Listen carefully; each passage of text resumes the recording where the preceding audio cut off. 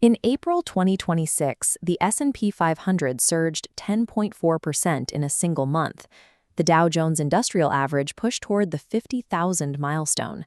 This momentum is driven almost entirely by a massive acceleration in capital expenditure for artificial intelligence computing.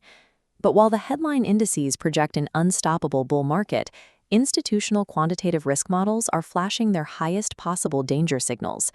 This is a recent report from Bloomberg Intelligence. As you can see from the headline, their proprietary quantitative model has officially classified the current U.S. equity rally as operating in a manic state. This creates an immediate tension for investors.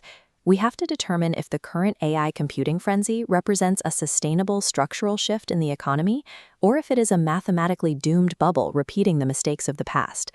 When markets reach states of euphoria, the unwinding is historically severe. This photograph captures traders on the New York Stock Exchange floor in the year 2000, right as the dot-com bubble began to collapse. To understand if we are facing a similar threat today, we need to deconstruct the exact mechanics of Bloomberg's manic signal. We will examine the underlying market breadth and weigh the technical fragility of these stock prices against the actual fundamental earnings data driving them. Sophisticated quantitative signals demand rigorous deduction.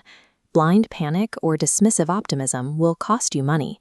Separating structural risk from temporary market noise requires looking directly at the math.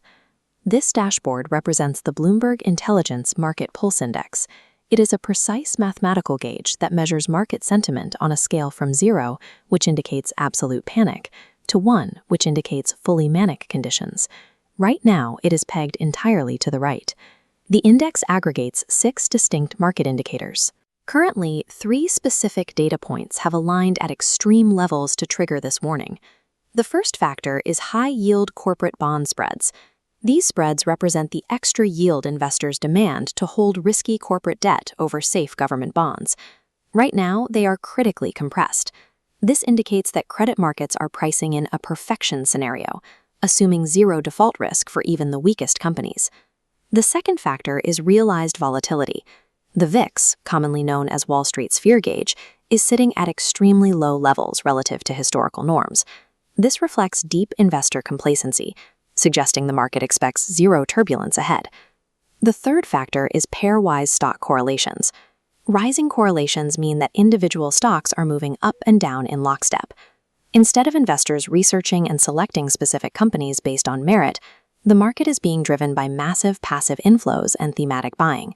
When compressed spreads, suppressed volatility, and rising correlations converge, the mathematical environment shifts. Valuation takes a back seat to crowded optimism and clinical fear of missing out. Sentiment metrics tell us how investors feel, but structural market health tells us what is actually happening beneath the surface. For that, we look at market breadth, the true test of a rally's foundation. Look at this dual-axis chart. The steeped green line climbing upward represents the S&P 500's 10% gain in April. However, the bar chart below it tracks market breadth. As the index reaches new highs, the percentage of constituent stocks trading above their 50-day moving average is visibly declining, sitting at barely 50%. This exposes a mechanical vulnerability. The advance of the broader index is completely dependent on a small handful of mega-cap technology and AI infrastructure companies. The rest of the market is largely stagnant. An index-level record high creates an illusion of overall economic strength, but if the underlying foundation is actively hollowing out, that strength is incredibly fragile. The absolute epicenter of this manic concentration is the semiconductor sector. The massive capital expenditures required to physically build out and scale artificial intelligence networks have driven intense demand for chip manufacturing. Quantitative strategists at BTIG have analyzed the current performance of these technology leaders and compared them directly to historical extremes. This comparative bar chart illustrates their findings. Look at the average gains of the top 10 performing stocks in the NASDAQ 100. In 1999, they gained 559. In the year leading up to the March 2000 peak, they averaged 622%. Over the past year today, the top 10 names have posted an average gain of 784%. Concurrently, the Philadelphia Semiconductor Index is registering its strongest rolling gains since the climax of the dot-com era. By pure price momentum and market concentration metrics, the current semiconductor frenzy has mathematically surpassed the peak exuberance of the 1999 tech bubble. However, a complete analysis requires a fundamental reality check. This extreme technical extension is not a carbon copy of the year 2000. This data visualization shows the actual corporate results for the first quarter of 2026. A massive 84% of S&P 500 companies have beaten their profit estimates, supported by positive real revenue growth and strong corporate cash flows. During the dot-com era, valuations were based on speculative metric models and high corporate leverage. Today's artificial intelligence leaders are generating tangible revenues, solid profit margins, and operating with disciplined capital structures.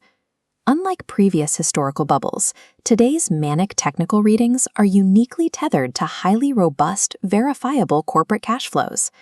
We face opposing forces, extreme technical fragility versus strong fundamental execution. Wall Street strategists classify the impending risk not as a systemic collapse, but a deleveraging style cooldown. Analysts forecast a 25 to 30% correction, targeted specifically at the overextended semiconductor sector.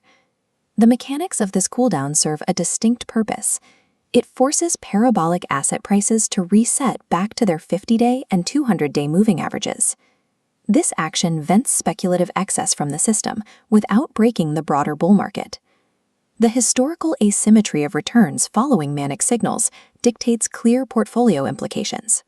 Investors should consider trimming high beta exposure, utilizing currently cheap implied volatility to rebuild hedges, and preparing for capital to rotate away from tech and into overlooked value sectors.